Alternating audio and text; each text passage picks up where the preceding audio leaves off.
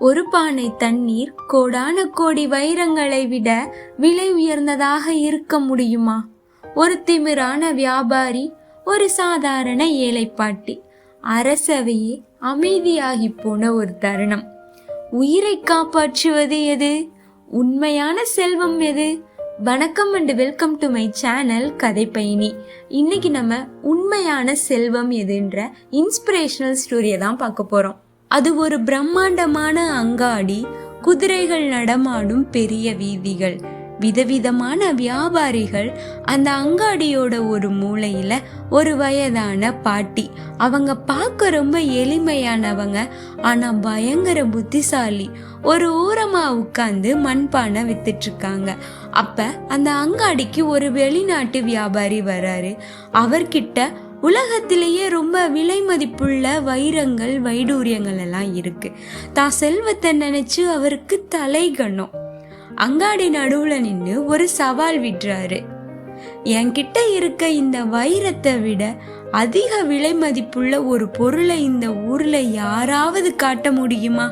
அப்படி காட்டுனா என் மொத்த சொத்தையும் அவங்களுக்கு எழுதி வச்சிடுறேன். அப்படி இல்லைன்னா இந்த அங்காடியில இருக்க எல்லாரும் எனக்கு அடிமையா இருக்கணும்னு சவால் விடுறாரு. அங்க இருந்த மற்ற வியாபாரிகள் எல்லாம் பயப்படுறாங்க, யாருமே முன் வரல. அப்ப நம்ம பாட்டி மட்டும் மெதுவா கூட்டத்தை விலைக்கு முன்னாடி வராங்க. பாட்டி கையில ஒரு பழைய துணியால மூடி கட்டப்பட்ட ஒரு மண்பானை இருக்கு. தம்பி, உன்னோட வைரத்தை விட ரொம்பவும் விலை மதிப்புள்ள ஒரு பொருள் என்கிட்ட இருக்குன்னு பாட்டி சொல்றாங்க. இந்த பிரச்சனை நேரா ராஜா கிட்ட போகுது. 2 பேரும் அரசவைக்கு வராங்க. வியாபாரி தன்னோட பிரகாசமான வைரத்தை ராஜா கிட்ட காட்டுறாரு. ராஜா அதை பார்த்து ஆச்சரியப்படுறாரு.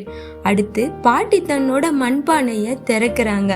உள்ள என்ன இருக்குதுன்னு பார்த்தா வெறும் தண்ணீர். அரசவையே கொல்லுன்னு சிரிக்குது. வியாபாரிக்கு திமிரு இன்னும் அதிகமாயிருச்சு. இந்த சாதாரண தண்ணி என் வைரத்தை விட ஒசத்தியா அப்படின்னு கேலி பண்றாரு.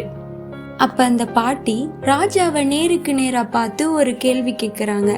மன்னா, இந்த வைரத்தை வச்சுக்கிட்டு ஒரு மனுஷனால ஒரு நிமிடம் கூட உயிர் வாழ முடியாது.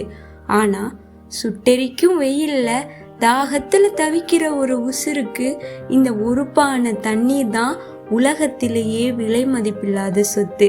எது உயிரை காப்பாத்துதோ அதுதான் உண்மையான செல்வம். அரசவையில இருந்த எல்லாரும் அப்படியே உறைஞ்சு போயிடுறாங்க. ராஜா எழுந்து நின்று பாட்டிக்கு கைத்தட்டுறாங்க. அந்த திமிரான வியாபாரியும் தான் தப்ப உணர்ந்து தலை குனிஞ்சு மன்னிப்பு கேட்கிறாரு. அவர் சொன்னபடியே தான் சொத்துக்களை எல்லாத்தையும் ஊர் மக்களுக்கு எழுதி வைக்கிறாரு.